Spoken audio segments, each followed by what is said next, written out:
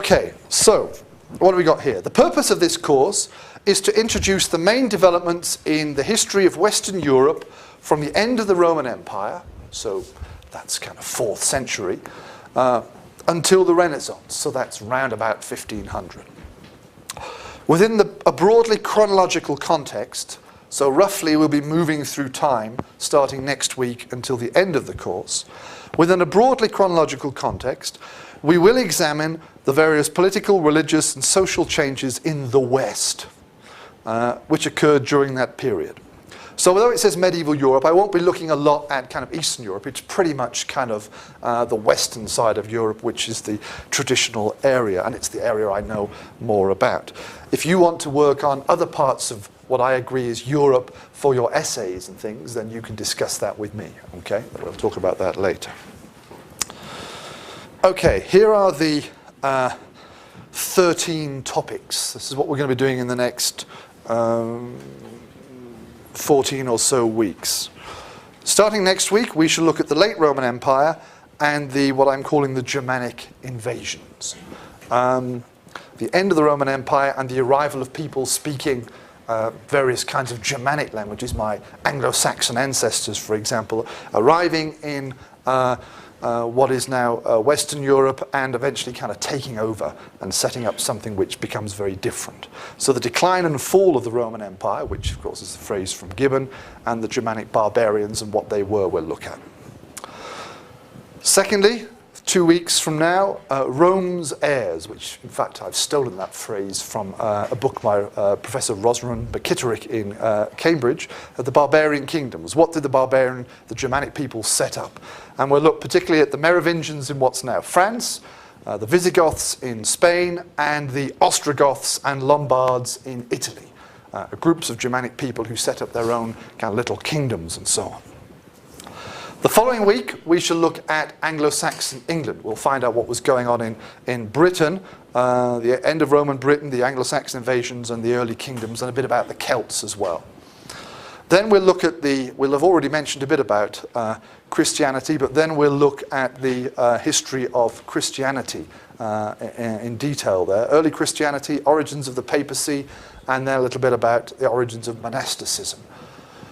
What is monasticism? There's a question there. We know what the word monasticism, or if you've called someone or described something as monastic, what does that mean? It's a very important individual in medieval Europe. Yeah, a monastery is a kind of a church, and why is it different from another kind of church? What makes it a monastery? What makes it different from other kinds of churches? What gives it its character? Why do we call this one a monastery and this one we don't call it a monastery?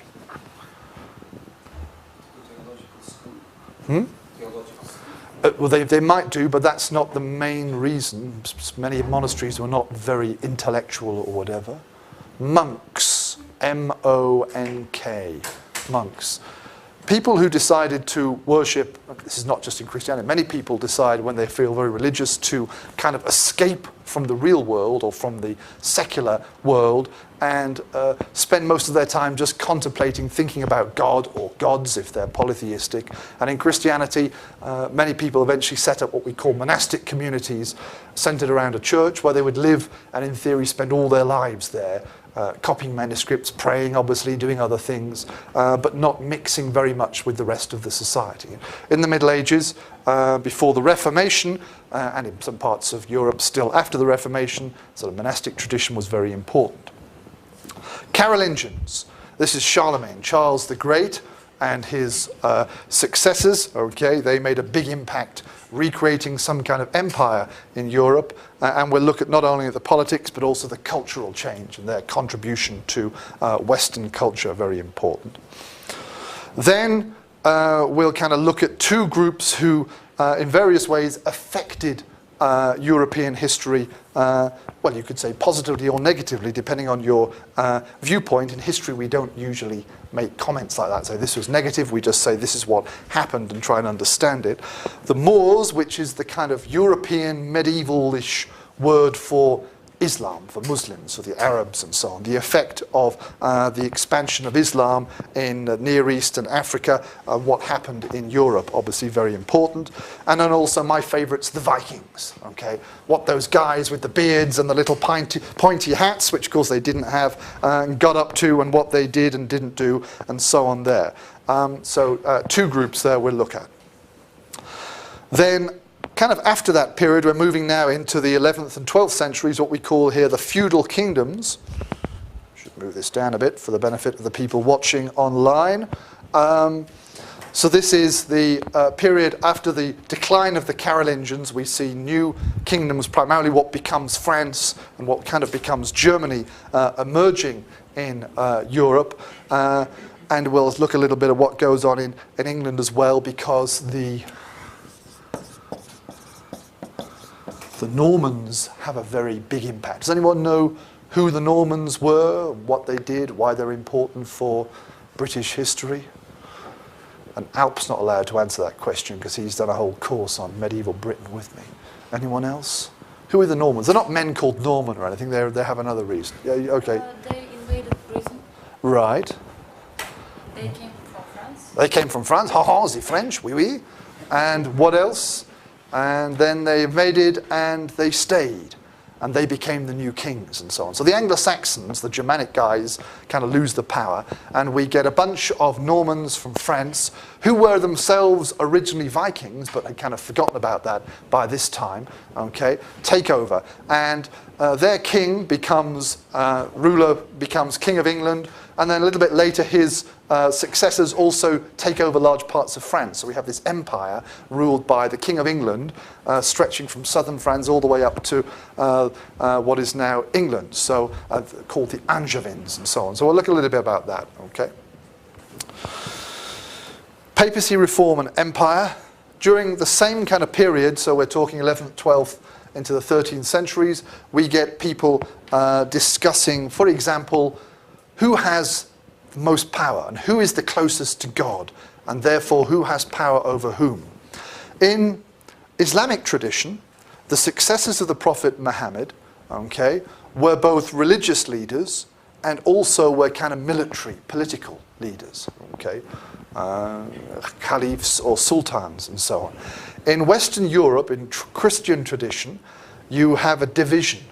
So you have political leaders who claim to be directly or politically at least descended from, coming from the Roman emperors and so on, okay? And on the other hand, you have religious leaders, the church, and in the West, of course, it's the Pope in Rome at the top.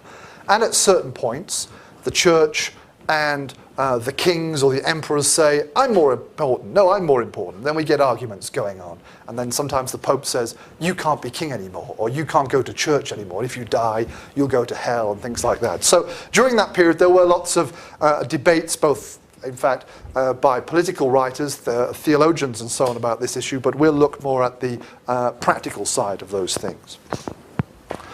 Of course, something else very important, the Crusades. Okay. A couple of years ago when I was teaching this course, one of my students said, David, you know, in our country, in our tradition or whatever, we see the Crusades as a very bad thing and as having a very, very bad effect on the Middle East. From the European perspective, kind of the Crusades was a kind of little thing. These guys went across to the Middle East, tried to get some land, succeeded for a while, then it all failed, and then we all forgot about it. Okay, that's kind of it. And we learned various things or whatever, but it doesn't directly, in a big way, I would suggest, impact upon Western European history. We can consider that question as we go along. But obviously a different perspective on what's going on if we look at it from this part of the world. So we can do a bit of that together as well. Then we'll look at, for 2 weeks, society and economy in the High Middle Ages. We'll look at social structures, and we'll focus then on rural society, the society in the countryside, where of course most people lived. And then we'll spend some time looking at urban society. Urban means, urbanism means, that's urbane, I suppose. If you add an E at the end, it would be civilized. Urban, if I refer to something as urban, what am I referring to? Cities, okay, urbs in Latin, and so on, okay? So countryside, and then the cities, trade, manufacturing, and a little bit about the universities and so on. We'll see how we get on with those. Then we'll look at something which is the 14th century, kind of we'll begin before and stretch a bit after the 14th century, but various things I've called times of trouble here, things that had, in one way or another, negative effects upon European society. The 100 Years' War, when the King of England decided he was the King of France, and the King of France said, no, you're not, okay? The Great Schism, where one man said, I'm Pope, and then another man said, I'm Pope, and then another man said, I'm Pope. So you had all sorts of people being Pope.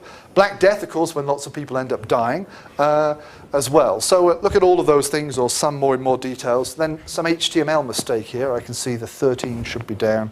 Oh, I've got it twice. The Renaissance, okay. So good they named it twice. And we'll finish off looking at the Renaissance and what that means. The big question for us to think about with that, I think, was the Renaissance something new and different? Did it have a different characteristic from the previous period, from the Middle Ages? Or was it something which just continued various medieval traditions and pointed forward to the modern period as well? We can look at the nature of what we think the Renaissance is. So that broadly is our scope. So we'll do some politics, we'll do some religion, we'll do some social history, we'll do some intellectual history, and we might do a bit of other things as well.